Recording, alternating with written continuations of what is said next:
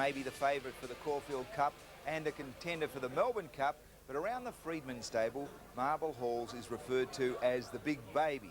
Despite his impressive career so far, Marble Halls is tipped to be an even bigger star next year when he really grows up.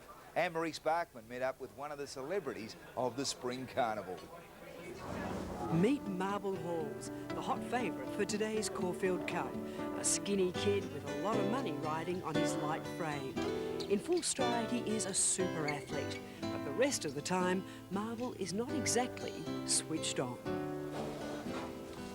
I call him Marble Blanc. The reason being for Blanc is because he does a lot of stupid things, clumsy things, and he's still got a long way to go, basically. You know, he's still not 100% in terms of his attitude and his temperament. He gets a bit flighty and that, but I mean, you know, that's part of his makeup. We can't do much about that, and that'll probably improve a bit as he gets older. He's a bit of a baby. Yeah, he is. Bit of a baby, yeah. OK, so he's a little immature, a bit uncoordinated, but not when he winds up on the track. From 14 starts, Marble has won 6 and made over $500,000. He gets a bit nervous actually on race day. He's a bit goofy, I suppose. You'd explain him at the moment. He's not sure what it's all about, and if anything changes in his routine, he starts to fret a little bit. But just when he gets there on race day and he comes out of those gates, he's pretty focused in, which is pretty important. The funny thing about today's favourite is the lack of great expectations. Bred in New Zealand, his Australian owners couldn't sell him off at a decent price. They're at the 250, Istedard hits the lead. Marble Halls comes at him hard. Now under the tutelage of the Freedman Brains Trust, this clumsy, unsophisticated bloke has revealed his true talents. And Marble Halls is going to win the Craigley, a brilliant performance to win. The potential became public knowledge at the Brisbane Racing Carnival. Marble came a gallant second to Yippee-I-Oh in the Queensland Derby, but it was his miracle victory in the Rough Habit Plate that showed the horse's uncanny ability to get out of impossible traffic jams and find the line, leaving both jockey, punters and trainers shaking their heads in disbelief. That was an outrageous performance. That I've rarely seen one of ours do something like that. He was finished at the furlong. And, you know, in a traffic jam there and just came from nowhere. In his spring campaign, Marble has been in superb form.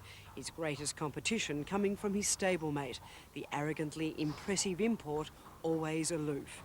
Marble definitely does not have the genetic magnificence of the stallion in front of him.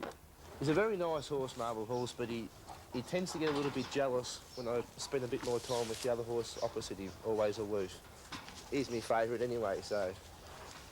He's pretty happy at this stage, but as soon as I go over there and give him a pat and a bit of a dag, he's got his head over the door saying, please come back over and pat me. The gelding almost lost his tail as well as his Marble Halls because of a too tight bandage. Now it's a sad, wispy little affair, but cosmetics do not matter to his strapper and best mate, Mark Dozen. Very friendly, loves the pat, loves the cameras. He does love the camera, doesn't he? But see, some days he'll be standing here and he'll just half stumble and shake his head. And... These two have forged a strong bond, strappers spending hours each week with their valuable charges, walking, feeding, pampering. Today, Mark will be just as nervous as Marble as they take centre stage. The twisted knot in the stomach was there at his mate's last outing, the Turnbull Stakes. Up against some real heavyweights, there were many experts who still question Marble's bona fides as a big race performer. But down the straight, the chestnut flew home.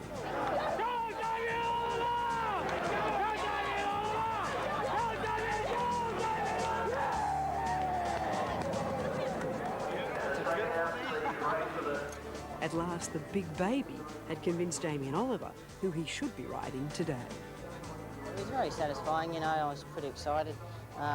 He's been a little bit of pressure in the stable, you know, with Always Aloof. He's showing a lot too, and, you know, and Doremus as well. You know, he's got a lot of fond memories of him, so there's not much between them all, so it's good to get on the right one. Marble is one of the shortest prize favourites ever in the Caulfield Cup, but history dictates that only 4 favourites have ever won the traditional race. The skinny kid will certainly be in familiar surroundings. Every day he gazes out on the Caulfield track, even gets a little bit depressed when the shutters go down and cut off his view. He does. He likes the door being open so he can overlook the race course. Maybe he's getting his bearings for Caulfield Cup Day. Mark is absolutely convinced today will be Marble's finest hour, and no one will be cheering harder over those last crucial furlongs. How big a thrill do you get out of it when a horse that you're looking after wins a big race? Enormous thrill. Yeah, you'll be able to see us there on the race day, on the rails.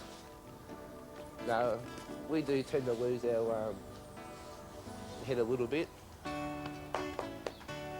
but it only happens every now and again, so we're entitled to. And it should take around 2 minutes and 30 seconds to discover just who is the best horse. Marble Halls all set to run a big race in about half an hour's time when they jump in the $1 million Caulfield Cup. Up next, the Tattersalls Cup from Royal Randwick.